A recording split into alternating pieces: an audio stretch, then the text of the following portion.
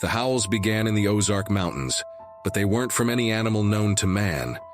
People vanished, leaving behind mangled remains and impossible footprints. So, the government sent in their deadliest weapon, a U.S. Special Forces unit, hardened by every war imaginable. But what happens when the enemy isn't just unseen, isn't just brutal, but defies every law of nature? This isn't a hunt.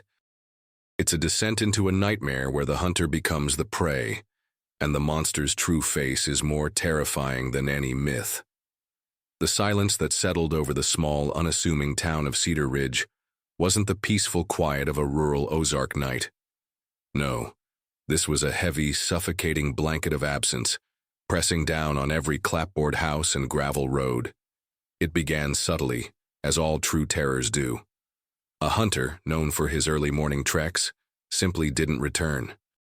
Then a teenage girl, on her way home from a friend's house, vanished from the edge of the woods, leaving behind only a single mud-splattered sneaker.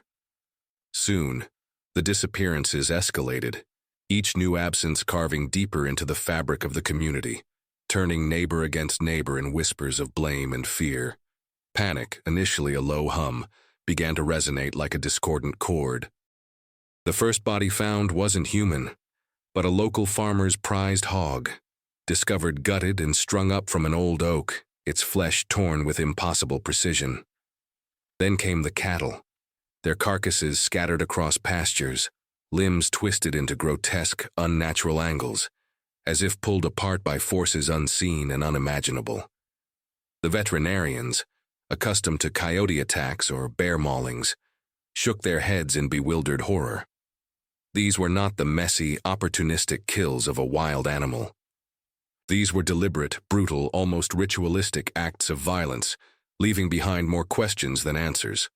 The claw marks found on a tree trunk near one scene were too wide, too deep for any known creature in the Ozarks, ending abruptly as if the assailant had simply lifted off the ground. And then there were the footprints, too large for a man, yet undeniably bipedal. They appeared and vanished in the soft mud at the edge of the dense forest, defying logic. Sometimes they seemed to shift, growing wider, deeper, before thinning out and disappearing as if the weight that pressed them into the earth had simply dissipated. Local sheriff, Jedediah "Jed" Miller, a man who'd seen everything from moonshine stills to domestic disputes, found himself staring at these prints, his mind reeling.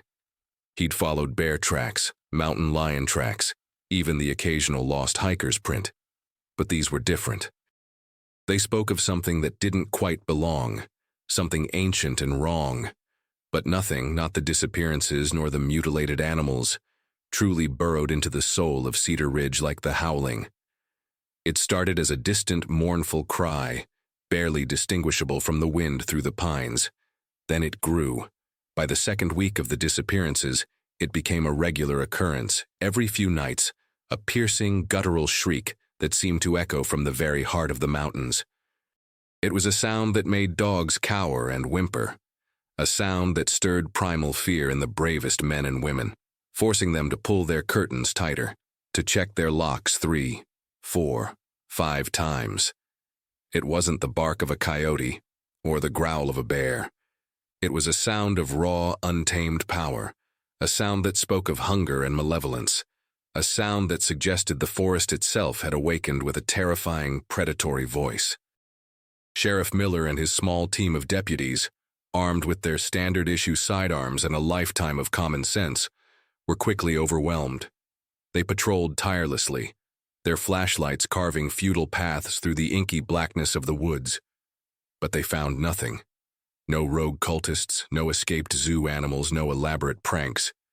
Just the deepening mystery, the growing body count, and the persistent, chilling howls. Their traditional methods, their understanding of the natural world, were useless. The situation spiraled beyond their capabilities, beyond anything they'd ever encountered or could even comprehend. Cedar Ridge was under siege by an invisible enemy, a phantom predator that mocked their efforts and reveled in their fear. The panic in the town was no longer a hum. It was a deafening roar, a desperate cry for help that echoed far beyond the Ozark valleys, finally reaching ears that listened for the truly unusual, the utterly inexplicable. The government, initially dismissive, had finally been forced to acknowledge that something extraordinary and terrifying was loose in the Missouri mountains, something that required a very different kind of soldier.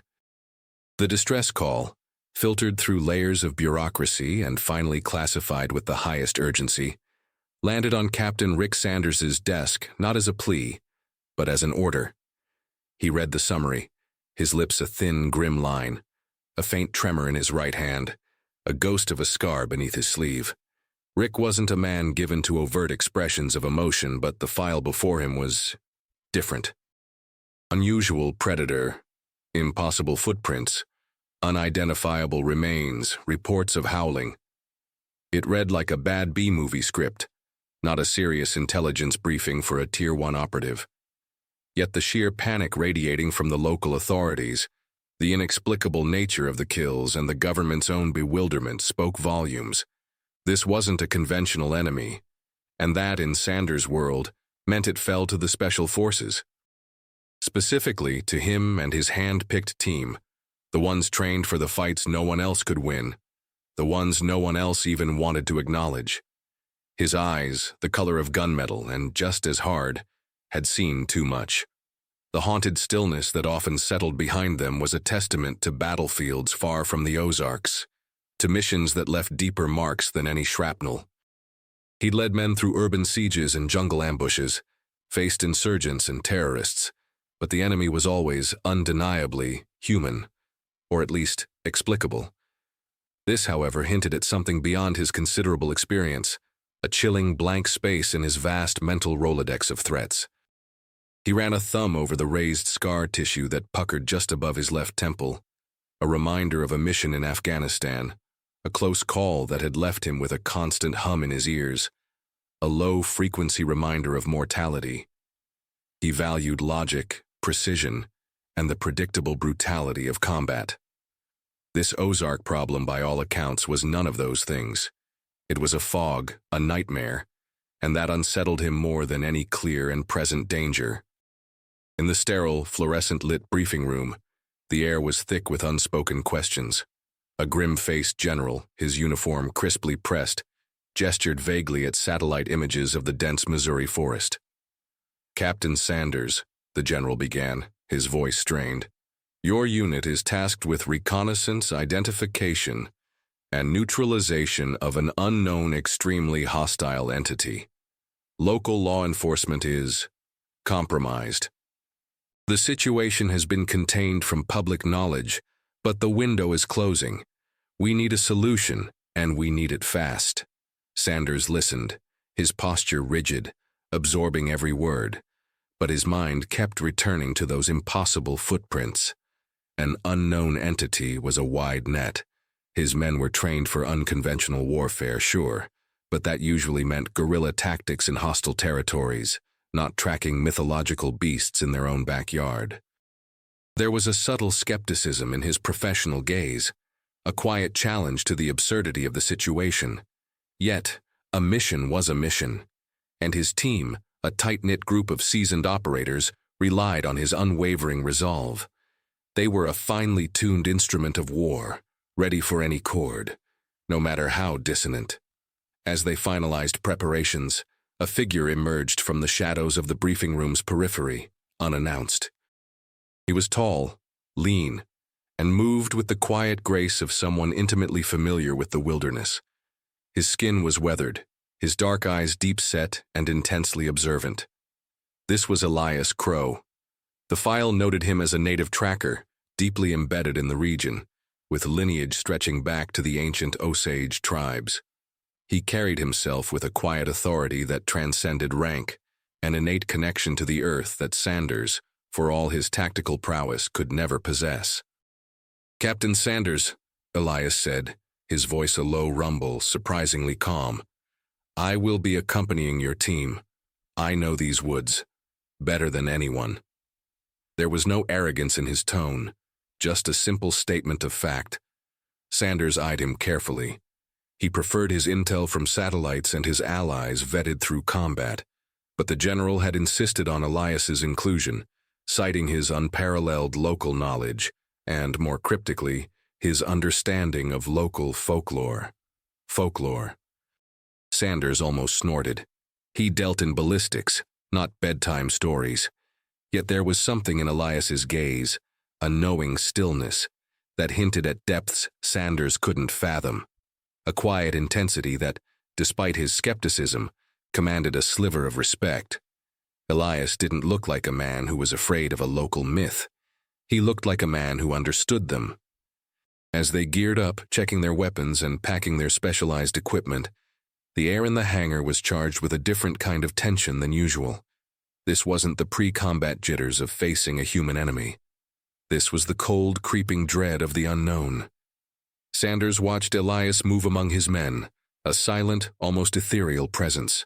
Elias didn't speak much, but when he did, it was of the land, the subtle shifts in the wind, the scent of the coming rain.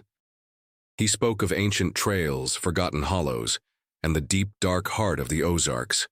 He mentioned almost as an aside that some places had old memories. Dark ones, curses, he called them, with a slight, almost imperceptible tremor in his voice. Sanders dismissed it as local superstition, a quaint detail in a mission already brimming with absurdity. He was a man of action, of logic, of steel and gunpowder. He knew how to fight. He just needed to find what he was fighting.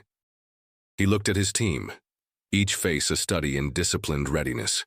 They were ready for unconventional warfare. They were about to face something far beyond any battlefield they'd ever conceived. The true nature of their enemy, however, was about to unravel everything they thought they knew.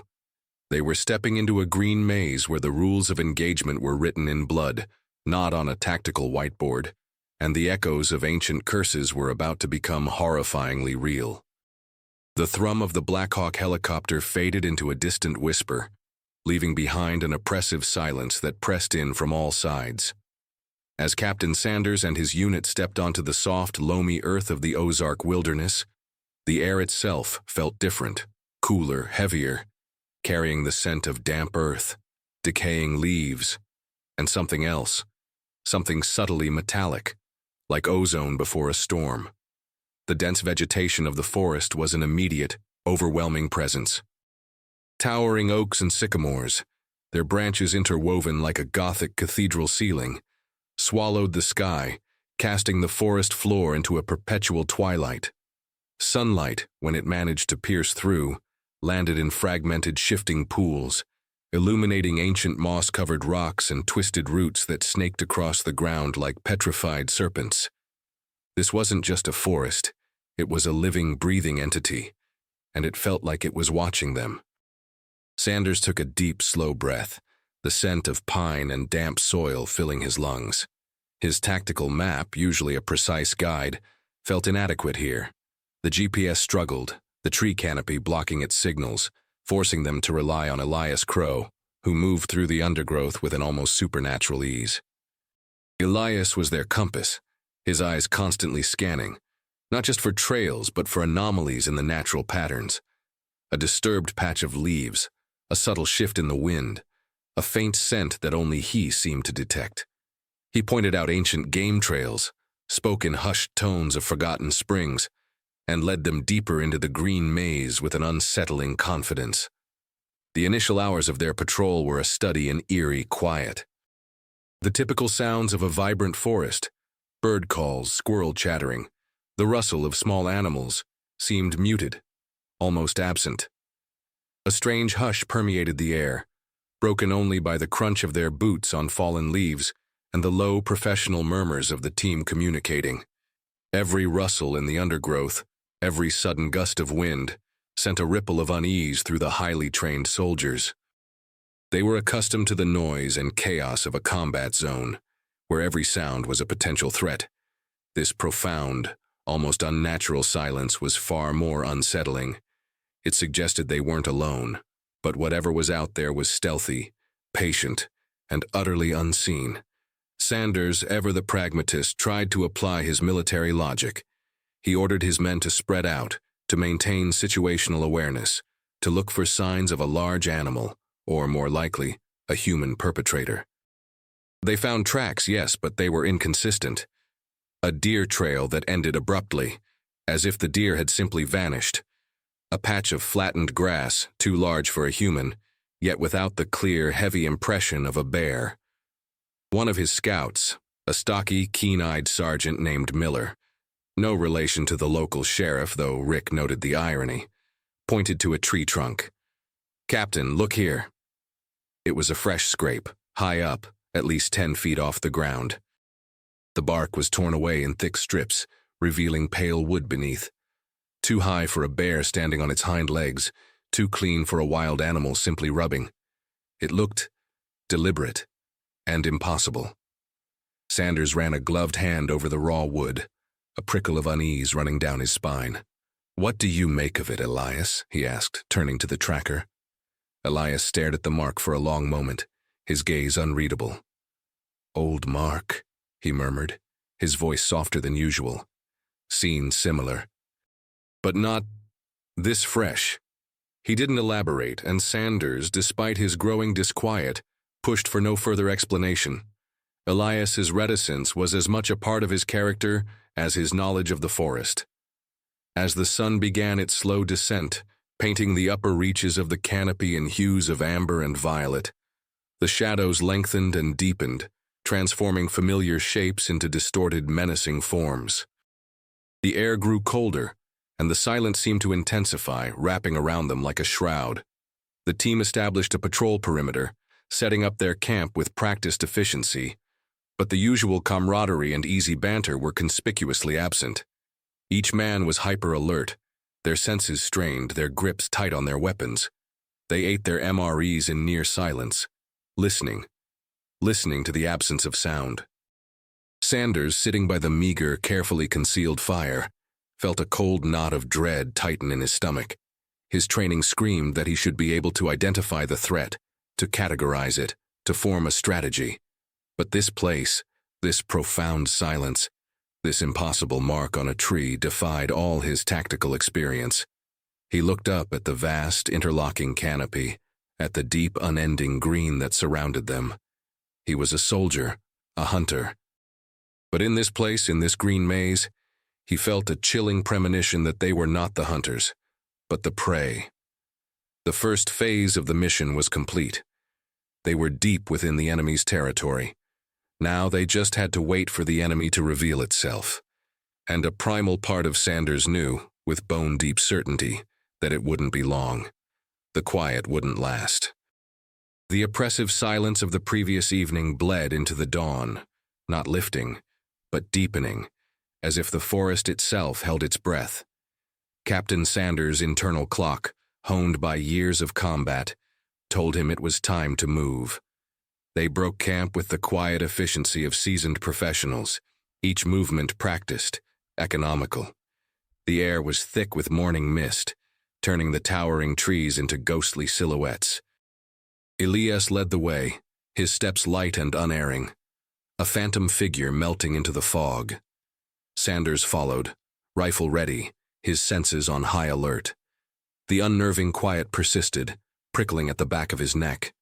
They moved in a staggered formation, eyes sweeping their sectors, radios on low crackle. The lack of animal sounds, even the persistent buzz of insects, was a growing anomaly that screamed danger louder than any alarm.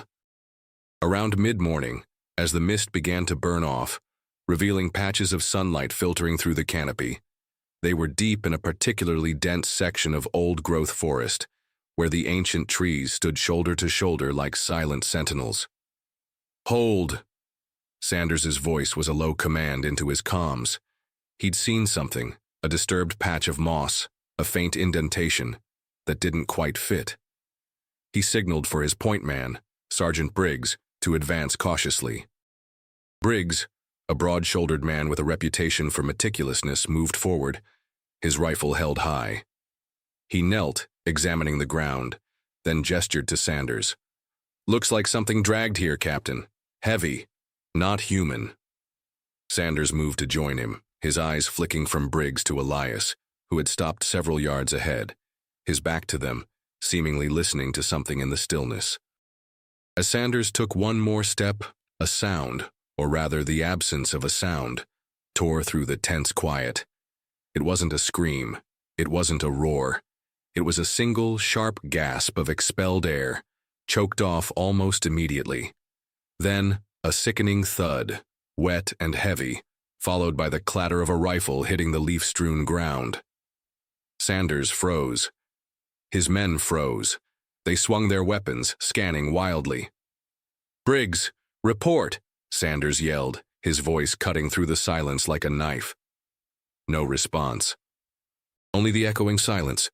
"Form perimeter, Miller on me," Sanders barked, his combat training overriding the surge of adrenaline and disbelief. Sergeant Miller, quick and precise, was at his side in an instant. They advanced on Briggs's last known position.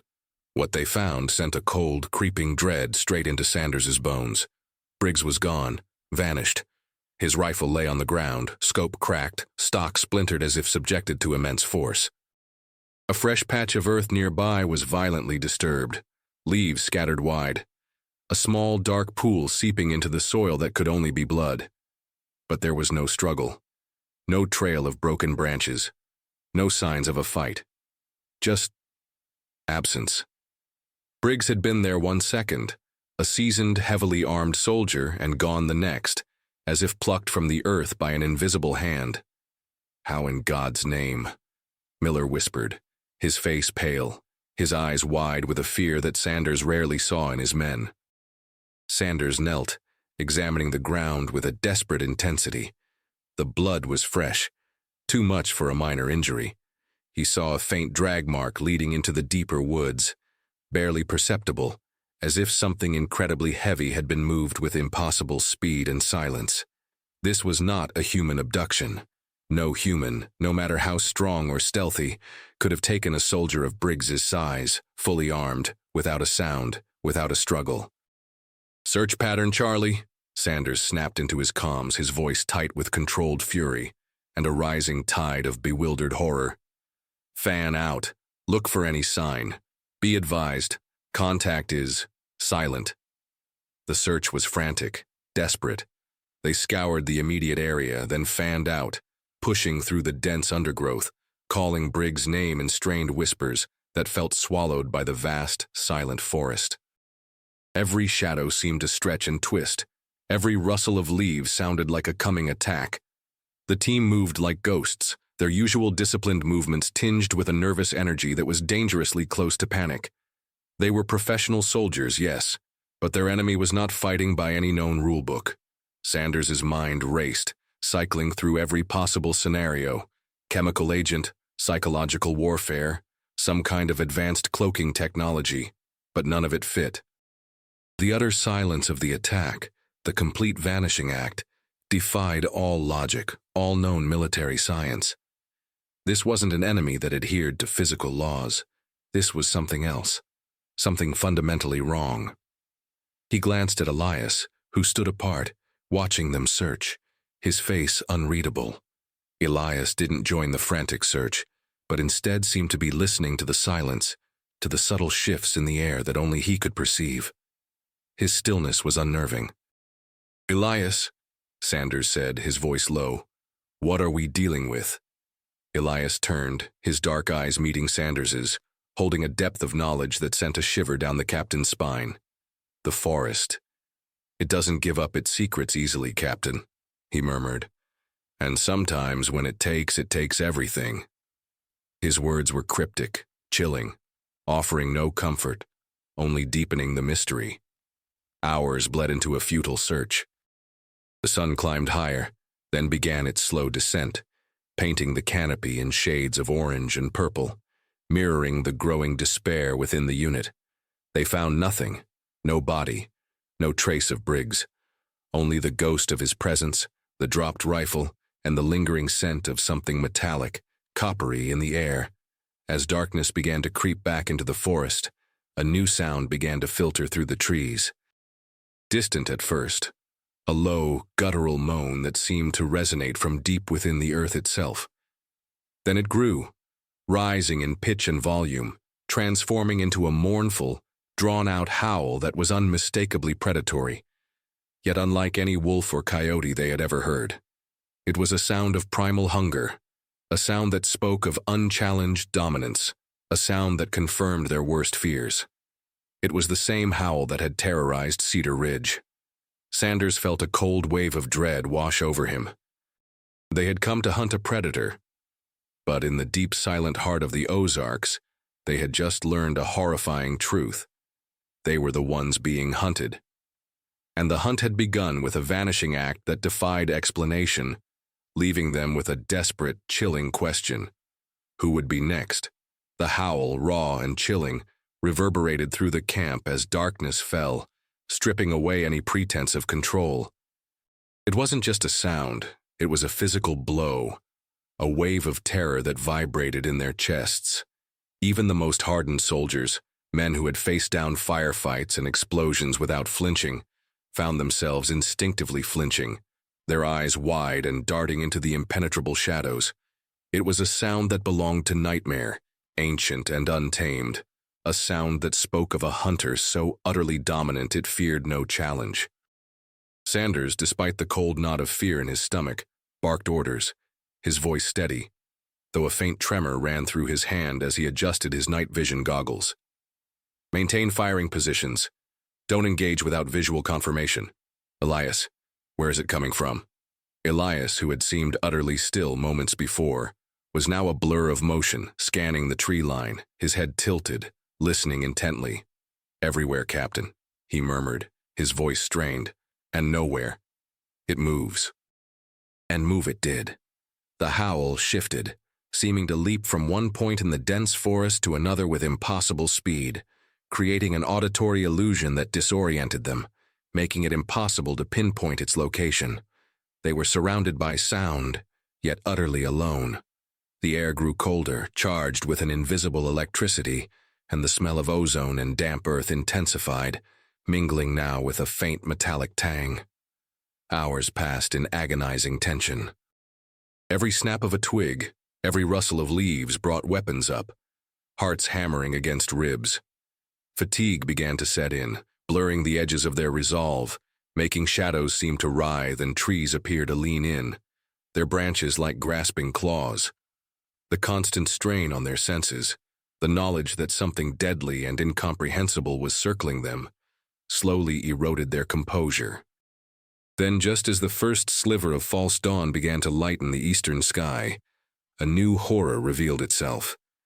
A scout, Specialist Chen, a quiet but unflappable comms expert, whispered into his mic, his voice barely audible, choked with what sounded like pure terror.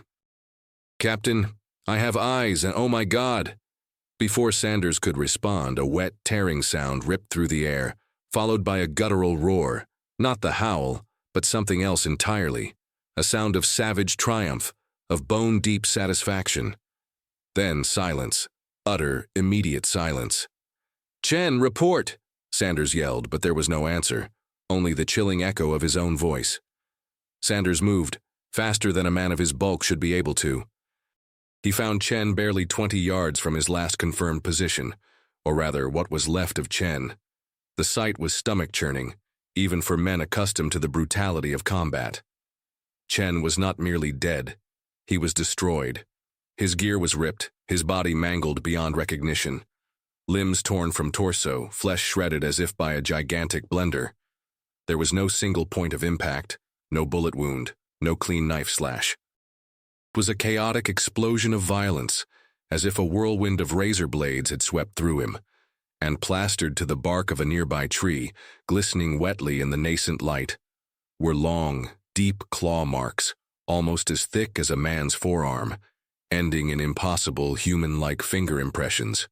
They were identical to the ones Jed Miller had seen back in town, but infinitely more terrifying in their fresh, bloody detail. "Jesus Christ," Sergeant Miller breathed, his voice hoarse, his face a mask of shock and revulsion. He'd seen plenty of gore, but this defied all reason. Sanders stared at the scene, a cold fury mixed with a burgeoning terror blooming in his gut. This was not an animal.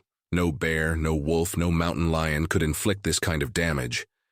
And the claw marks that inexplicably transitioned into human prints, It was a taunt, a signature that mocked their understanding of the natural world. As they processed the horror, a sudden, fleeting movement caught Sanders' eye. A flicker of movement in the dense undergrowth, no more than 20 yards away. Something huge, dark, and impossibly fast. It was gone as quickly as it appeared, a wraith in the shifting shadows. But for a split second he saw them. 2 pinpricks of light glowing with an eerie, predatory luminescence, burning like malevolent embers in the deepening gloom. Eyes. Not the reflective gleam of an animal's eyes in the dark, but a self-generated internal glow. "Did anyone else see that?" Sanders snapped, bringing his rifle up, aiming at the spot where the creature had vanished. "Yeah, Captain," a shaken voice replied. "Big, real big, and fast, like a damn ghost." A few more of the team confirmed the fleeting glimpse, the glowing eyes, the impossible speed. Their fear was no longer whispered. It was etched on their faces, in their trembling hands. They were up against something that defied every tactical textbook, every training exercise. Their enemy was not merely brutal, it was supernatural. The howls started again, closer this time, and more frequent. They seemed to echo from every direction, a symphony of terror.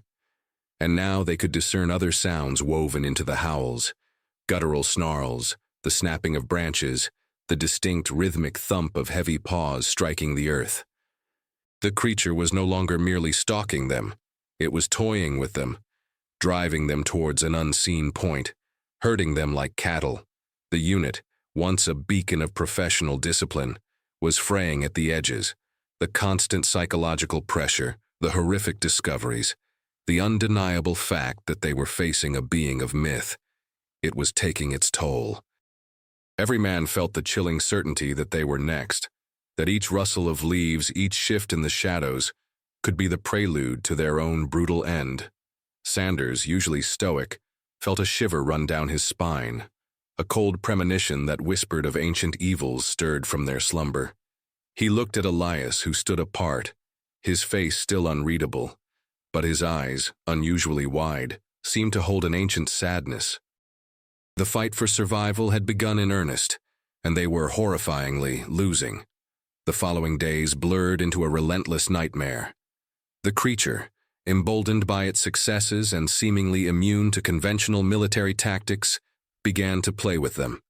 It was no longer just a hunter, it was a torturer, a master of psychological warfare. The howling continued, now closer, more frequent, a chilling constant in the oppressive silence of the forest. It wasn't just a sound of hunger. It was a sound of intelligent malice, a taunt.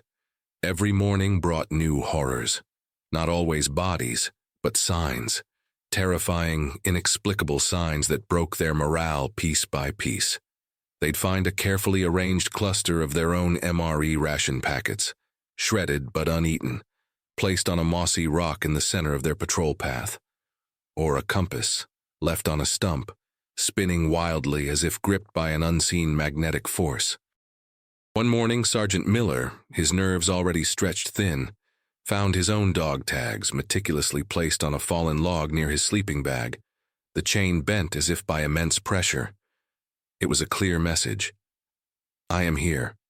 I know you. I can get to you anytime I choose. The most unsettling signs were the tracks. They still appeared and vanished, defying the laws of physics, but now they seemed to deliberately lead them into dead ends, into dense thickets, or to the very edge of steep ravines. The claw marks. They were everywhere now, carved deep into ancient tree trunks, some impossibly high, ending in the grotesque human-like finger impressions. Sanders had one of his men photograph them, but the camera struggled to capture the sheer impossible nature of their transition from claw to hand. It was as if the creature could shift its form even as it moved, a horrifying fluidity that mocked their understanding of anatomy. They tried everything. Tripwires, claymores, motion sensors, all their carefully laid traps were either circumvented with impossible ease, or, more disturbingly, found disabled and rearranged.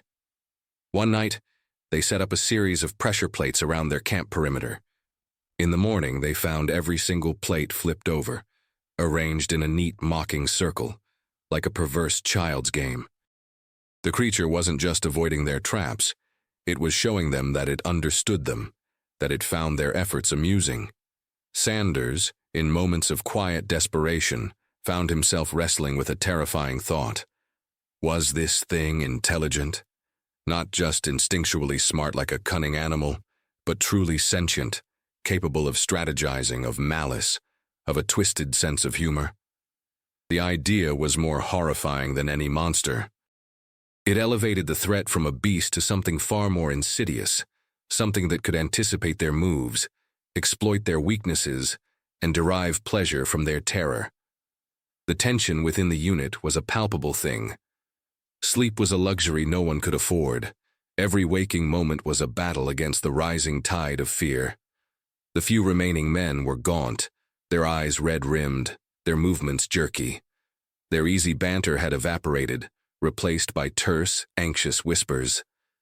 They huddled closer together at night, not for warmth, but for the illusion of safety in numbers. The forest, once merely dense, now felt actively hostile, its shadows concealing unseen eyes, its whispers holding unheard threats. Even Elias, usually so calm and collected, seemed to shift. He was still guiding them, still providing insights into the terrain, but his movements grew more restless. He would occasionally disappear for minutes at a time, only to reappear, his clothes sometimes damp with dew, his gaze more distant, as if he communed with the very trees themselves. Sanders, despite his unease, relied on Elias more than ever. Elias was the only one who truly seemed to belong in this place, the only one who seemed to understand its language, even if he didn't translate it fully. One afternoon, during a particularly grueling patrol, they found another soldier's pack. It was Lieutenant Davies's, a meticulous and disciplined officer who had vanished 2 days prior. The pack was untouched, lying neatly on the forest floor, its contents undisturbed.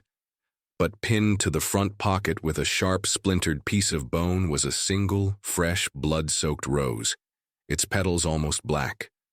A human touch, a macabre flourish, utterly out of place in the wild. It was a signature, a gruesome calling card that screamed, "I took him, and I am here to remind you." Sanders stared at the rose, a cold fury rising in his chest, warring with a deep, unsettling dread. This was no animal. This was something that understood symbolism, something that could feel joy in its cruelty. His training, his entire worldview, was being dismantled piece by agonizing piece. He was an elite soldier, trained to fight, trained to win. But how do you fight a ghost that leaves bloody roses? How do you win against a foe that defies logic and revels in terror? He looked at the remaining members of his team, their faces etched with fear and exhaustion. Their numbers dwindled with horrifying consistency, not in pitched battles, but in silent disappearances and gruesome discoveries. They were no longer hunting. They were being hunted, methodically, intelligently, and with a perverse delight by a creature that seemed to know their every move. The green maze of the Ozarks had become their tomb, and the unseen predator, their executioner. The next move, Sanders knew, had to be theirs, a desperate gamble to turn the tables before they all vanished into the whispering terror of the forest. Their survival depended on understanding this impossible enemy, a task that now seemed less like a military operation and more like an archaeological dig into the heart of a forgotten nightmare. And the next clue, Sanders felt with a growing certainty, would lie not in their tactical manuals, but in the ancient stories Elias hinted at, the whispers of the land itself. The discovery of Davies' pack, with its chilling, blood-soaked rose, had been a turning point. It had pushed Sanders past the realm of tactical frustration and into a desperate hunger for understanding. Their conventional methods were useless. Every strategy had failed. They were dying, one by one, picked off by a phantom that left only impossible clues. He needed answers that weren't in his military manuals, answers that Elias, with his unsettling knowledge of the land, seemed to hint at. Elias, Sanders said, his voice flat, devoid of its usual command, after they had buried Davy's rose-adorned pack in a shallow grave. "You've been talking about curses, about old marks. What are you not telling me?" Elias, unusually, did not immediately answer. He looked into the depths of the forest, his dark eyes distant, as if seeing beyond the physical trees, into the very fabric of time. "There are stories, Captain," he finally said, his voice low, almost a murmur, "that people think are just stories, but the land remembers, the trees remember, and sometimes what is sealed away can be unsealed." He led them, not on a direct path, but on a meandering, almost spiritual journey deeper into a section of the Ozarks so remote, so untouched, it felt as if they were stepping back in time. The vegetation grew even denser here, the trees older, their branches draped with long tendrils of moss like ancient beards. The air was thick with the scent of damp earth and decay, and a strange, almost electric hum seemed to permeate the atmosphere. After hours of arduous trekking through near-impenetrable undergrowth, they came upon it, an old, abandoned Native American camp. It wasn't a village, just a small, overgrown clearing, barely visible beneath decades of fallen leaves and new growth. Scattered rocks formed the remnants of old fire pits, now cold and covered in moss. Broken pottery shards, worn smooth by time, lay half-buried in the soil. It was an archaeological ghost, a whisper from a bygone era. But it wasn't the pottery or the fire pits that drew Sanders' attention. It was the central feature of the clearing, a massive, ancient oak tree, its trunk impossibly wide, its gnarled branches reaching towards the sky like skeletal arms. Carved deep into its weathered bark, almost consumed by the passage of time, were intricate symbols. Not pictographs he recognized from history books, but something far more primal, more visceral. They depicted a struggle, human figures, elongated and stylized, battling a monstrous, snarling beast with glowing eyes. The beast, terrifyingly, had a distinctly humanoid posture, its claws impossibly long, its form shifting, fluid. "The old ones. The Osage," Elias whispered, his voice resonating with an ancient reverence. "They lived here. They kept the balance." He pointed to one particular symbol, a circle with a jagged line running through it, almost like a broken chain. "They sealed something here. Something powerful. Something evil." Sanders ran his fingers over the rough bark, tracing the symbols. His heart hammered in his chest. This was it. The truth. It resonated with the impossible claw marks, the shifting footprints. A beast. "That shifts?" he asked, his voice hoarse, the words feeling alien on his tongue. Elias nodded, his gaze fixed on the carving of the monster. "Not a beast, Captain, not truly. A curse. A spirit of violence, tied to a man. They called it the night howler, the skin stealer." Then Elias led them to a small, hidden alcove in a rocky outcrop nearby. Here, protected from the elements, were more carvings, more recent, etched into the stone, almost like a crude logbook. And beside them, carefully placed, lay a small, tightly wrapped bundle of dried animal hide. Elias unwrapped it with a reverence that bordered on fear. Inside was not a scroll, but a series of thin, brittle wooden tablets, covered in the same strange, symbolic language as the tree carvings. "These are the tales," Elias said, his voice barely a whisper. "The records. Passed down through my family, my ancestors. They fought it, they sealed it, but the sealing, it was imperfect. It demanded a sacrifice, a human vessel, to contain its power. It was meant to sleep." Sanders stared at the tablets, a cold dread washing over him. A human vessel, a sacrifice. He looked at the carvings of the shifting beast, the glow of its eyes. Everything, every impossible event, every horrifying sign clicked into place with a horrifying, sickening precision. The whispers of local folklore, the absurd curse that Sanders had dismissed, were terrifyingly real. They weren't hunting an animal, or even an enemy operative with a new, terrifying weapon. They were hunting a living legend, a supernatural entity born of an ancient malevolence. He looked at Elias, who stood before the tablets, his shoulders slumped, his eyes filled with a profound sorrow. There was something in Elias's posture, a weight that went beyond mere family history. "What else do these tales say?" Sanders asked, the words barely escaping his throat. Elias hesitated, his gaze drifting to the ground, avoiding Sanders's eyes. "They say, what can harm it? What can pierce the curse? What can truly defeat the night howler?" He finally looked up, his eyes shining with unshed tears. "Only silver, Captain. Pure silver, forged with intent, and it must strike the heart." The revelation hit Sanders like a physical blow. Silver, the ancient, mythical weakness. Werewolves. It was a fairy tale, a campfire story, yet here he was standing in a desecrated ancient camp, holding evidence of its terrifying reality. Disbelief warred with the overwhelming proof that lay before him. All his training, his logic, his years of facing quantifiable threats, crumbled in the face of this impossible truth. They weren't fighting a monster. They were fighting a myth come to life. And the only thing that could kill it was a material as rare and precious in their tactical gear as hope itself. The realization was chilling, but also, strangely, a relief. At least now they knew what they were up against. Now they knew what they needed to do. Now they knew how to fight back. But the desperate question remained: where in the heart of the Ozarks, with their supplies dwindling and their numbers decimated, would they find enough silver to fight a legend? The grim task ahead was clear, and it would demand a desperate improvisation, a last desperate gamble to survive. The silence that followed Elias's revelation was thicker than any fog, heavier than any dread they had felt before.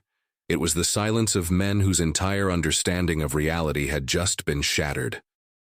Werewolves. Pure silver. It sounded like a twisted joke, a fever dream spun from the depths of a child's nightmare. But the evidence was too compelling. The impossible speed, the grotesque mutilations, the shape-shifting tracks, the raw ancient fear that the creature invoked. And Elias standing there, his face etched with a despair that spoke of personal torment rather than mere historical knowledge. "Silver?"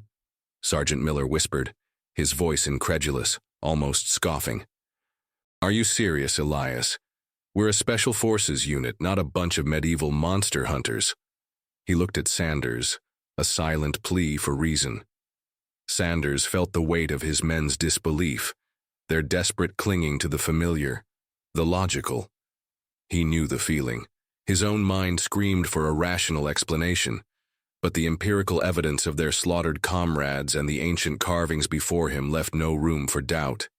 He looked at Elias, whose gaze met his, unwavering, burdened.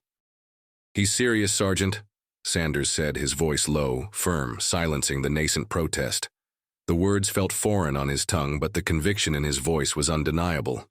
"Everything we've seen, it fits. We're not up against a man or an animal. We're up against a legend. And if Elias says silver is the key, then silver it is." A desperate energy, born of a thin thread of hope and the absolute terror of their situation, surged through the remaining men. If this impossible thing had a weakness, then they would exploit it, no matter how outlandish. They began a frantic inventory of their gear, their pockets, their very persons. "What do we have?" Sanders asked, his mind already racing through possibilities. The answers were grim.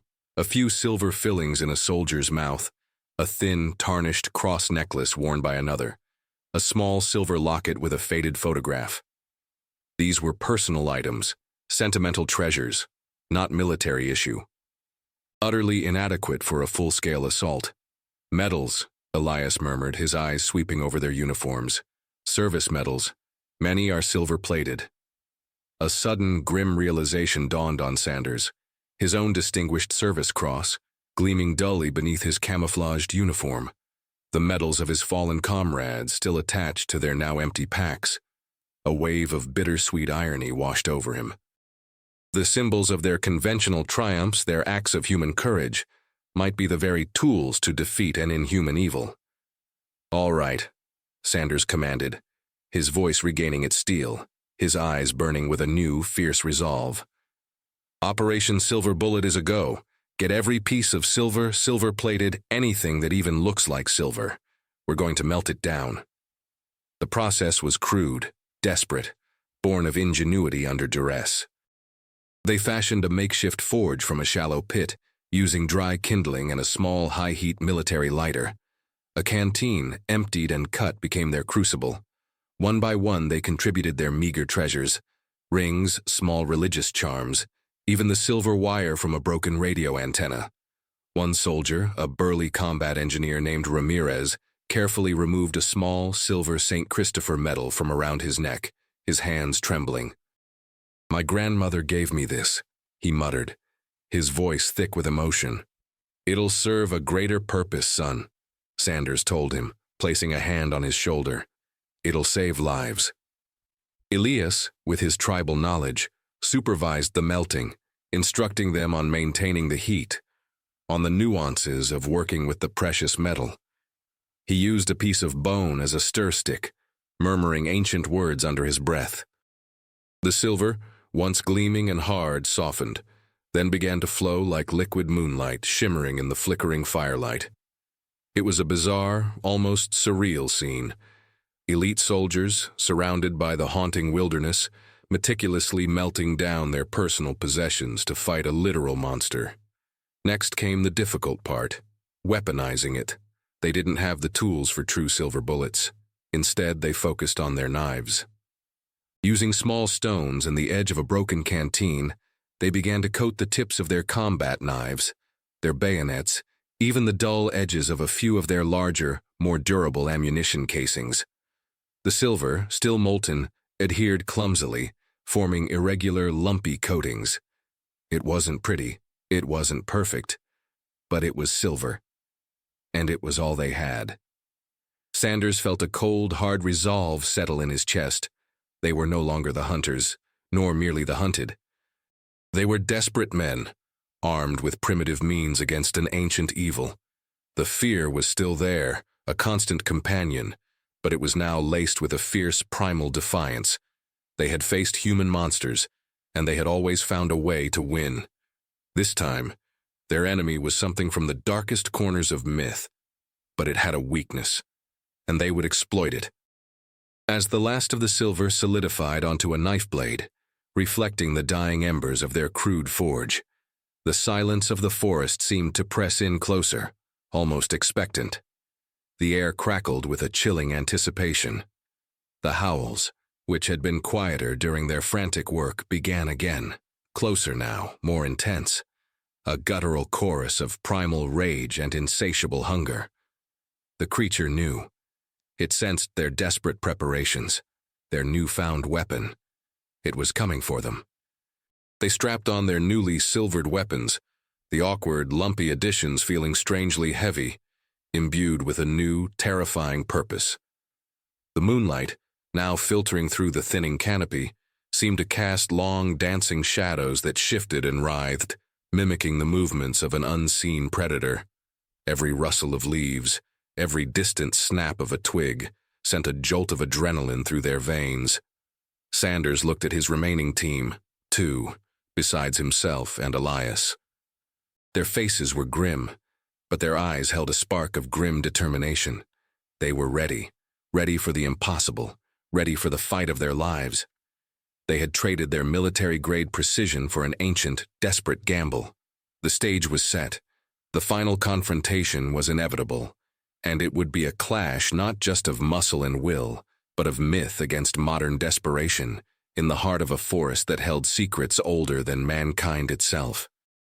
And in the grim moonlight, the silver on their crude weapons gleamed, a faint, fragile beacon against the encroaching darkness. The howls, now a constant, deafening symphony of primal rage, tightened around them like an invisible noose. The creature was no longer hiding. It was declaring its presence, driving them, herding them towards its chosen ground.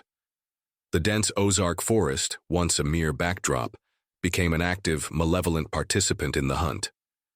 The gnarled branches seemed to reach out, snagging at their gear, pulling them deeper into the maze. Every shadow pulsed with unseen menace. Every rustle of leaves sounded like the imminent lunge of a monstrous predator.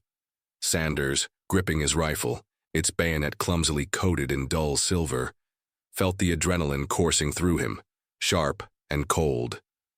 His wounds from the earlier skirmishes, though minor, throbbed with every step. He was down to 2 men, Sergeant Miller, pale but resolute, and Private Davis, a young, nervous soldier whose eyes darted constantly into the darkness, but who held his silvered knife with grim determination.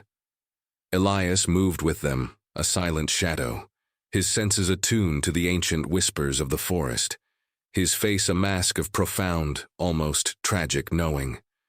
The creature's tactics shifted. Instead of stealth, it used psychological terror.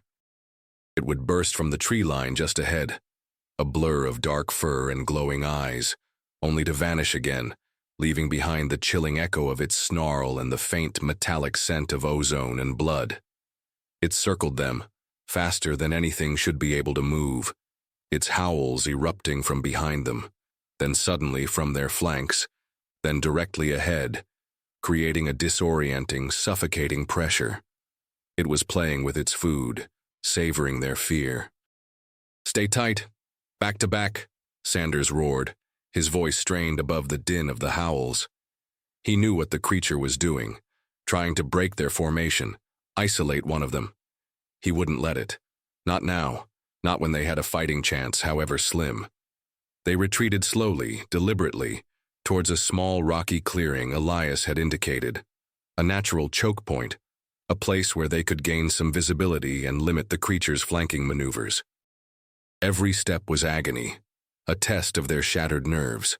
The forest itself seemed to conspire against them, roots tripping their feet, low-hanging branches whipping at their faces. A sudden, sharp crack, like a tree branch snapping under immense pressure, came from directly behind them. Davis, startled, spun around, his rifle raised. In that split second, a dark mass launched from the shadows. It was too fast for them to react. A flash of glowing eyes, a blur of teeth and claws, and Davis was airborne. A choked gasp, his last sound before he slammed into a tree trunk with a sickening thud. He crumpled to the ground, unmoving, his silvered knife clattering uselessly beside him. "Davis!" Miller screamed, his voice raw with grief and fury. He opened fire, a desperate burst of rifle fire ripping through the darkness. But the creature was gone, vanished back into the impenetrable shadows as swiftly as it had appeared. Sanders didn't have time for grief. He grabbed Miller, pulling him back. "Focus, Miller. We move, now!" The loss of Davis, so sudden, so brutal, sent a fresh wave of despair through them. They were only 3 now. Sanders, Miller, and Elias. The creature's howls seemed to mock them, closer now, triumphant. They were almost at the clearing. The air vibrated with a predatory anticipation. The ground felt as if it trembled beneath their feet. Every instinct screamed at Sanders to run, to abandon the mission, to save himself. But the faces of his fallen men flashed in his mind. Briggs, Chen, Davies, Davis. He owed them this. He owed the town of Cedar Ridge this. As they burst into the small circular clearing, moonlight, surprisingly bright, pierced through a break in the canopy, illuminating the scene with an eerie, silver glow. The clearing was small, perhaps 50 feet across, surrounded by ancient, towering trees. A single, large rock formation stood in the center, offering a temporary position of defense. "On the rock! Back to back!" Sanders ordered, pushing Miller towards the outcrop. Elias, however, did not follow. He moved to the edge of the clearing, his body stiff, his head tilted. He was no longer a guide, but a sentinel, staring into the darkness with a chilling intensity. The creature wasted no time. It launched itself from the tree line. This time, it didn't vanish. It stood partially visible in the moonlit periphery, a hulking, terrifying silhouette.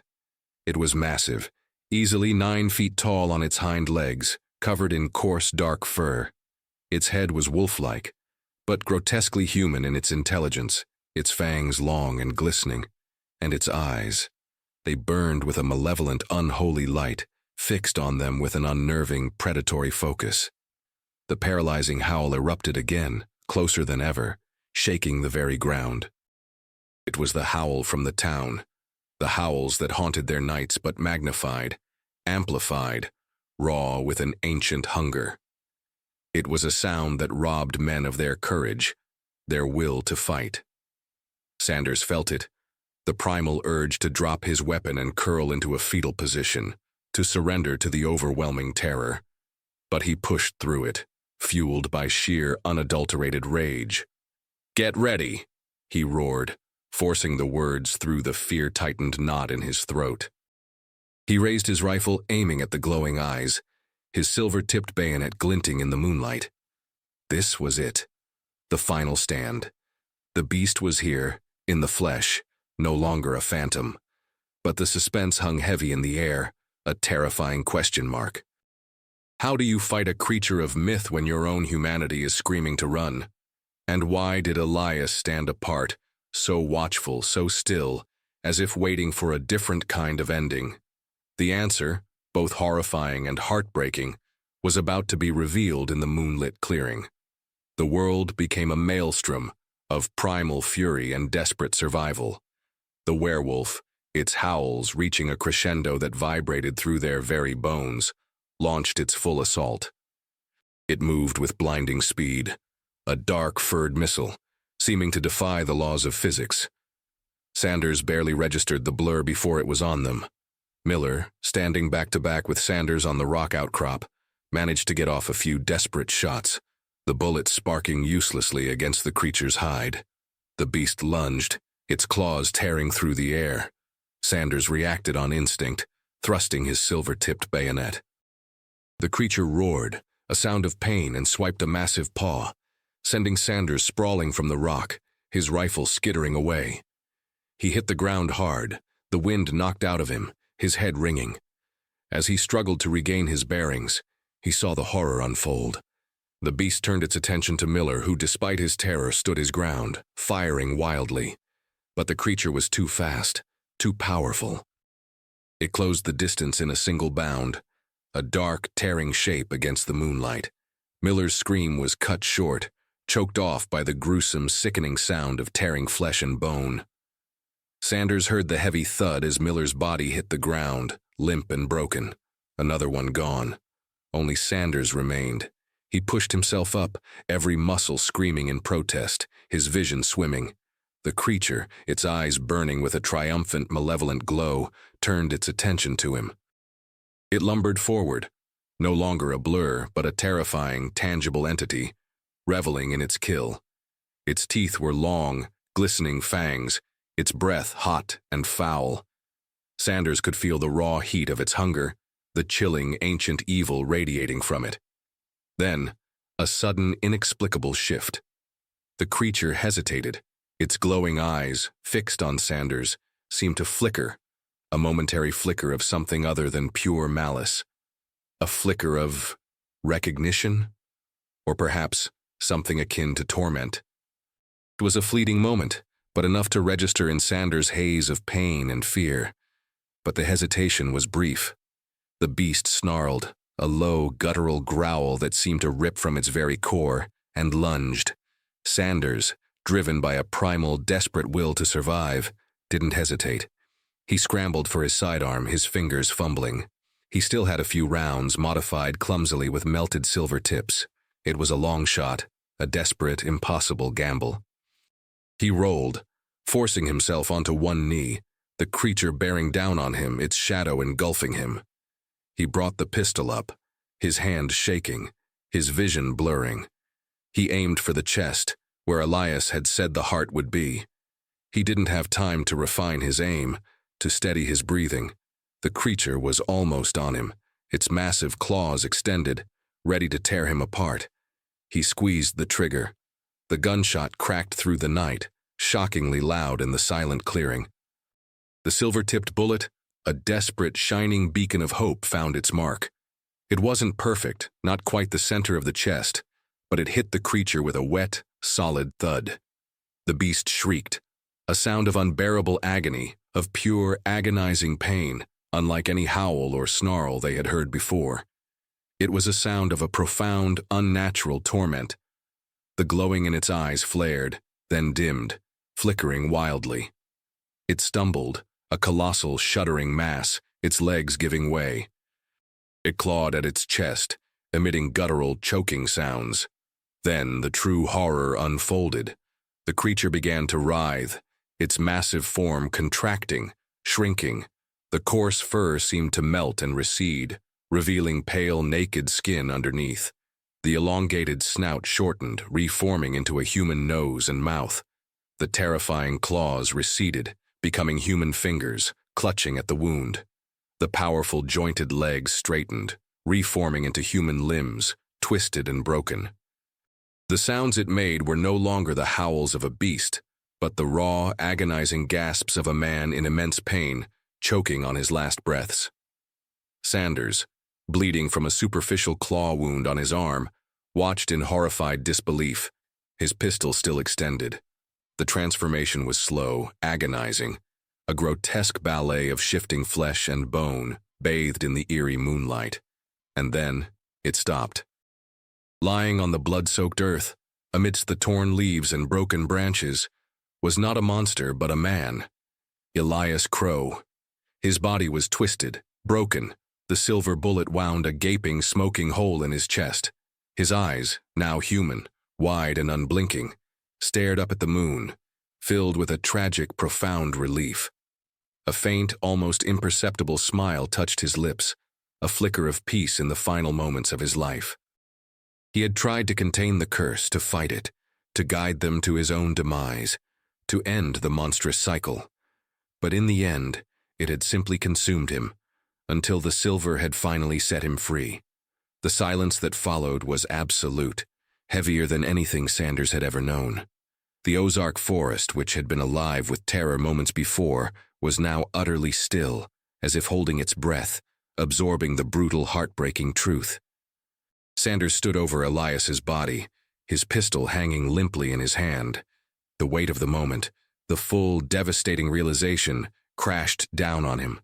The enemy they had hunted with such grim determination, the monster that had terrorized the town and slaughtered his men, was not just a creature of myth.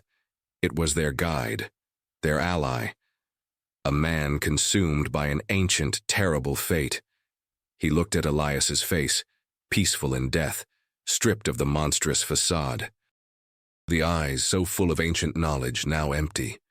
The silence stretched, profound and deafening. The truth was far more horrifying than any monster. It was tragedy. The moon, which had been a silent witness to the brutal revelation, seemed to intensify its light, bathing the clearing in a stark, almost clinical glow. Captain Sanders stood over Elias's motionless body, the pistol still clutched in his trembling hand, the lingering scent of spent gunpowder mingling with the coppery tang of blood and the pervasive damp earth of the forest. Disbelief warred with the stark, undeniable reality before him. Elias, their quiet, knowing guide, the man who had led them through the treacherous Ozark wilderness, the man who had shown them the ancient carvings revealed the truth of the curse. He was the monster. He was the victim. The enormity of the deception, the tragic irony of it all settled over Sanders like a shroud. Elias hadn't just known about the curse, he had been living it. Every warning, every cryptic utterance, every moment of unsettling stillness now had a devastating new meaning. He hadn't been hiding information. He had been hiding his own terrifying reality. He had been leading them to confront himself, to end the suffering that raged within him. Sanders knelt beside Elias, his hand reaching out, almost instinctively, to touch the still warm skin of the man he had just killed. He saw the faint, ancient tattoos on Elias's wrist, the same patterns he'd seen on the wooden tablets in the abandoned camp, symbols of containment, of struggle. Elias had fought, he had truly fought. The howls, the terrifying display of intelligence and malice, were they the curse's doing, or the agonizing cries of a man desperately trying to fight off an evil he could no longer control? The silence of the forest was no longer just oppressive. It was heavy with the weight of unshed tears, of unspoken grief, of profound, unbearable realization. Sanders looked at the peacefulness that now rested on Elias's face, stripped of the monstrous fury that had defined him moments before.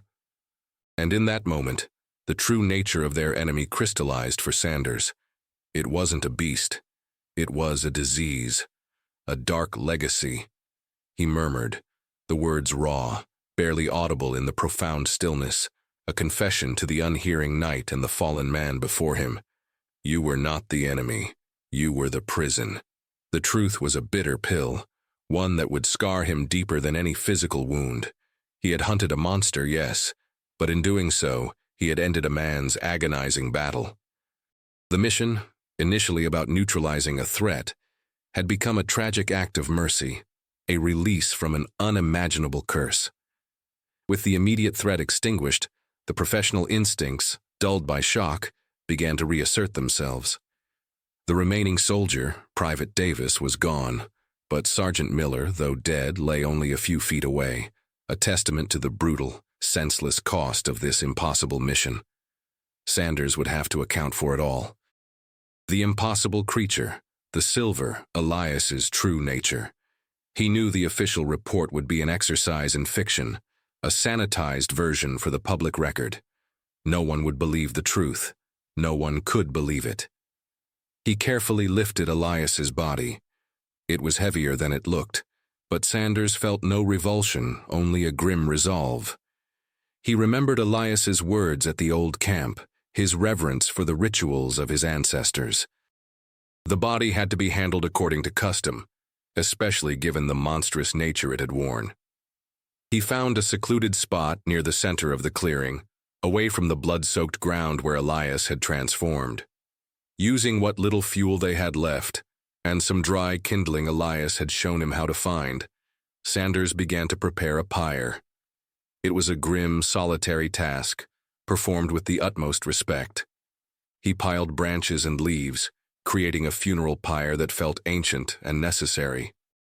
He placed Elias's body upon it carefully, almost reverently. He didn't know the full tribal rituals, but he understood the spirit of it. A cleansing, a sending off, a final act of respect for a man who had suffered an unspeakable fate. He lit the pyre and watched as the flames, orange and hungry, began to consume the wood, then lick at Elias's form. The smoke rose thick and white, curling upwards through the canopy, carrying with it the scent of burning wood, and perhaps the final release of a tormented soul. The fire cast long, dancing shadows that seemed to sway and writhe, mimicking the movements of the creature, a phantom presence in the flames. But this time it was a dance of ending, not of terror. The howls were gone. The terrifying silence had returned, but it was a different kind of silence now. Not the pregnant stillness of a hunter waiting for its prey, but the solemn quiet of a deep, primeval forest that had witnessed an ancient cycle come to a tragic close. As the pyre burned down to glowing embers, Sanders watched the Ozark forest return to its natural state. The moonlight filtered through the canopy, casting silver over the leaves. The immediate threat, the monstrous werewolf, was extinguished. The curse, it seemed, had finally consumed its last victim. The mission, in its own horrifying, tragic way, was over. He was the last one left, the sole survivor, burdened with a truth that would haunt him for the rest of his life. He felt an emptiness, a profound weariness that went beyond physical exhaustion. But in that emptiness there was also a chilling peace. The forest seemed to breathe a collective sigh, its ancient secrets settling back into the earth, temporarily buried once more. The morning light, pale and hesitant, finally broke through the canopy, painting the clearing in shades of muted gray and green. The pyre was reduced to a heap of smoking ashes, a stark, silent monument to Elias and to the horrors they had faced. Captain Sanders stood over the embers, his face grim, eyes scanning the now quiet forest. The air still carried the faint scent of wood smoke and something else, something primal and untamed, a lingering whisper of the night's events. He was the last one, The sole survivor, a ghost among the trees. His uniform was torn, blood-stained, and caked with mud. His body ached with a deep, pervasive weariness, but it was his mind that carried the heaviest burden. The image of Elias's final, tragic transformation was seared into his memory, a permanent scar on his psyche. He had come to fight a monster, and he had killed a man who was, in essence, a walking, breathing prison for an ancient evil. The lines between hero and villain, hunter and hunted, had blurred into an unrecognizable, horrifying mess. He went about the grim task of collecting what remained. Sergeant Miller's body, mangled but still recognizable, was carefully moved and covered with a poncho, awaiting eventual recovery. The scattered gear, the discarded ammunition casings, the broken rifle, all were systematically gathered. It was a soldier's routine, an anchor in the storm of the surreal, a way to maintain some semblance of order in a world that had just been turned upside down. As he moved towards his own discarded pack, which had been tossed aside during the climax, his hand brushed against something small and hard inside the front pocket. He frowned, pulling it out. It was a smooth, dark stone, roughly the size of his palm, irregularly shaped, and unlike any rock he'd seen in the Ozarks. It had a strange, almost velvety texture, but it was not its appearance that caused the cold dread to seep into his bones once more. Carved into its surface, crudely but distinctly, were the same ancient symbols he had seen on the oak tree, on the wooden tablets in Elias's camp, the stylized human figures, the snarling beast with glowing eyes, and the circle with the jagged line, the broken chain. He turned it over. On the reverse side, one last symbol was etched, a small, almost imperceptible design that looked like a crescent moon with a single weeping eye. And it was marked with blood, a dark, dried stain smeared over the carving of the beast. But beneath the dried crust where his thumb rested on the stone, he could feel it, a faint, unmistakable warmth. It was still warm. Sanders froze, his breath hitched in his throat. The silence of the forest suddenly became ominous again, pregnant with unspoken threats. The warmth of the stone was impossible. It defied logic. Elias's blood, or the creature's blood, should have been cold, dried to a crisp by the chill of the night. But this was warm, still warm, as if the blood had just been freshly applied, as if it had just been used. He looked around the empty clearing, his eyes wide, darting. He was alone, utterly alone. The pyre had consumed Elias. The beast was dead. He had witnessed it. He had killed it. Yet this stone, this small, warm stone, a chilling thought, insidious and terrifying, crept into his mind. Elias had been the prison for the curse. But if the prison was gone, what then? Did the curse simply vanish? Or did it seek a new vessel, a new host? He remembered Elias's final, almost peaceful look, the faint, knowing smile. Had Elias somehow known? Had he, in his last moments, with the last vestiges of his humanity, transferred a part of the curse? Was this stone a key, a conduit, or a new beginning? The silence of the Ozarks, once a temporary reprieve, now stretched out, vast and mocking. The forest was no longer just a place of ancient secrets. It was a living, breathing entity that held unspeakable, unending power. The threat, the specific werewolf that had tormented Cedar Ridge, was indeed extinguished.